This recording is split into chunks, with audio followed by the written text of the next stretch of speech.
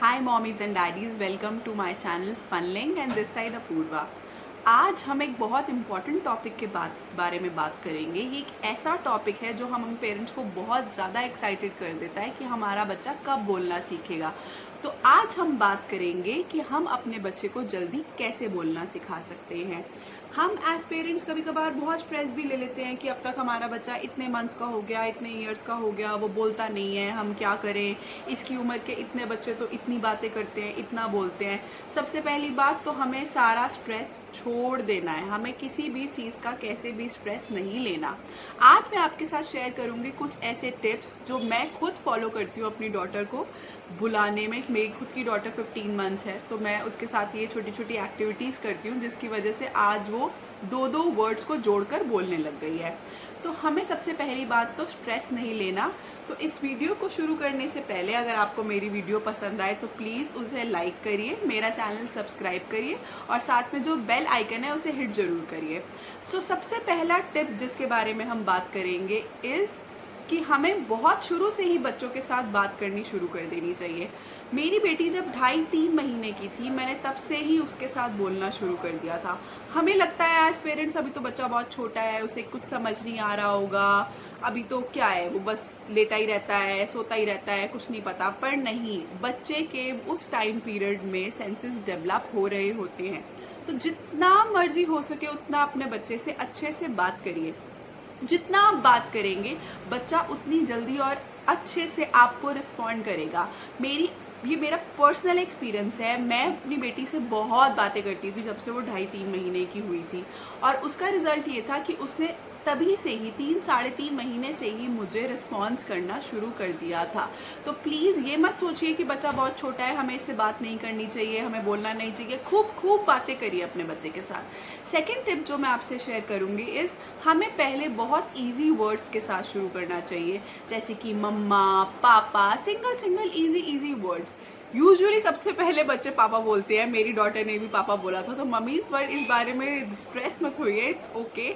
आपका बच्चा बोलना सीख रहा है, स्लोली ग्रेजुअली वो और वर्ड्स पे भी आएगा। तो सेकेंड टिप है हमें बहुत सिंपल वर्ड्स के साथ शुरुआत करनी चाहिए। तीसरा टिप जिसको मैं दिल से फॉलो करती हूँ, मतलब I religiously follow this thing, rhymes and repetitions. हमें अपने बच्चे के साथ ट्राई करिए हर चीज़ आप एक राइम में गा के या एक गाने के रूप में गा के अपने बच्चे को सिखाएं या बताएं या बोले। उससे क्या होता है, बच्चे इजीली और जल्दी गैप करते हैं। सुनने में करने में बहुत फनी लगता है, अजीब भी लगता है, बट ये आपके और आपके बच्चे के वेलफेयर के लिए। राइम्स के वे में बोली गई बात या गाने के वे में बोली गई बात को बच्चे बहुत इजीली और जल्दी ग्रैस्प करते हैं और समझते हैं।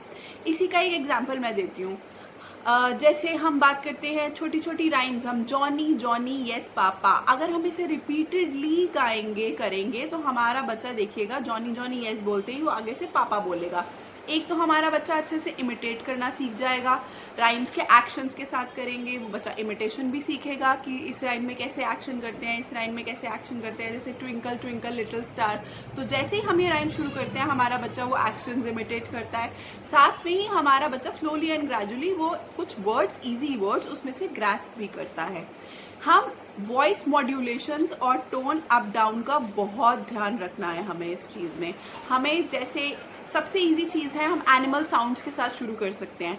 एनिमल साउंड्स बच्चों को बहुत अट्रैक्ट करती है, लाइक कैट सेज म्याऊ। आप बार बार राइम्स को रिपीट करिए अपने बच्चे के आगे, हर चीज़ को गाइए, हर चीज़ को गा के बोलिए और बोलते जाइए। सूनर लेटर आपका बच्चा वो चीज़ ग्रैस्प करेगा और आप खुद अमेज रह जाएंगे कि ये चीज़ कितनी वर्कआउट करती है।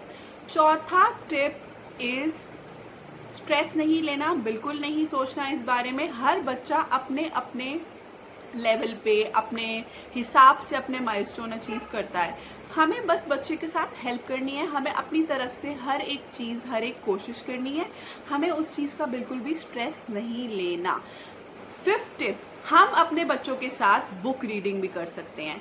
जब मेरी बेटी 3.5-4 मंथ्स की थी, मैंने ऐसी विजुअलाइज्ड पिक्चर बुक्स, मैं आपको अपनी अपकमिंग वीडियोस में दिखाऊंगी वो बुक्स, के बारे में हम एक अलग से वीडियो करेंगे। वो बुक्स में अपनी बेटी को दिखाती थी और उसे वो हर एनिमल के बारे में, उसकी साउंड के बारे में, उसके एडजेक्टिव्स के बारे में, हमें जितना हो सके हमें डिस्क्रिप्टिव होना पड़ेगा हर चीज़ को लेकर। तो हमें वो सब करना चाहिए। हमें बुक रीडिंग करनी चाहिए अपने बच्चे के साथ बैठ के। अगेन ये मत सोचिए कि आपका बच्चा बहुत छोटा है, बच्चे को समझ नहीं आ रहा, वो अभी क्या कर रहा है, उसको कंसंट्रेशन नहीं है। आप ये एक रूटीन बनाइए। 5 मिनट्स अपने बच्चे के साथ, भले वो सोने से पहले हो या खाने के वक्त हो या जो टाइम आपको लगता है, आप और आपका बेबी एक साथ बैठ के वो 5 to 10 मिनट्स अपने बच्चे को दीजिए और बुक रीडिंग करिए।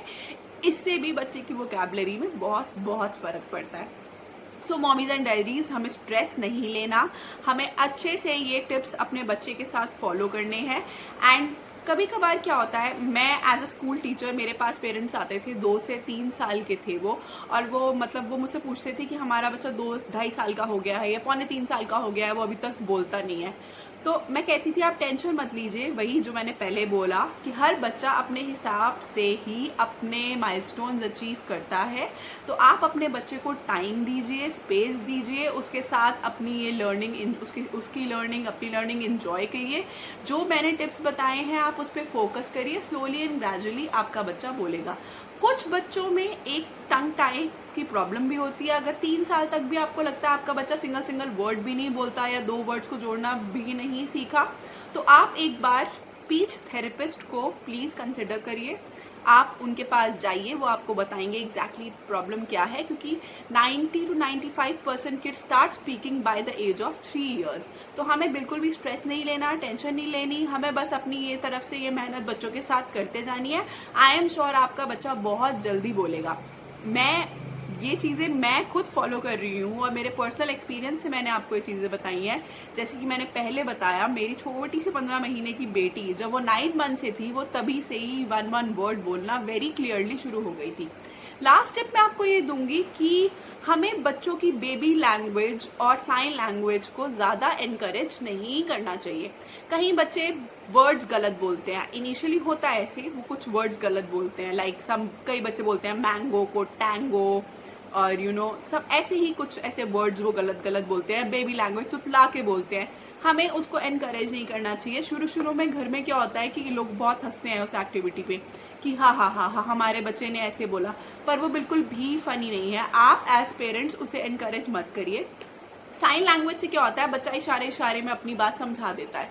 तो हमें क्या करना है कि उसकी बात को समझिए। मैं ये नहीं कहती उसकी बात मत समझिए, आप अपने बेबी की बात को समझिए और उसके बाद उसको, जब वो, जैसे फॉर एग्जाम्पल आपका बेबी एक बॉल पे पॉइंट आउट कर रहा है कि आपके बेबी को बॉल चाहिए, तो यू स्पीक इट आउट। आप बोलिए कि बेबी वो बॉल है, बोलो मम्मा बॉल चाहिए।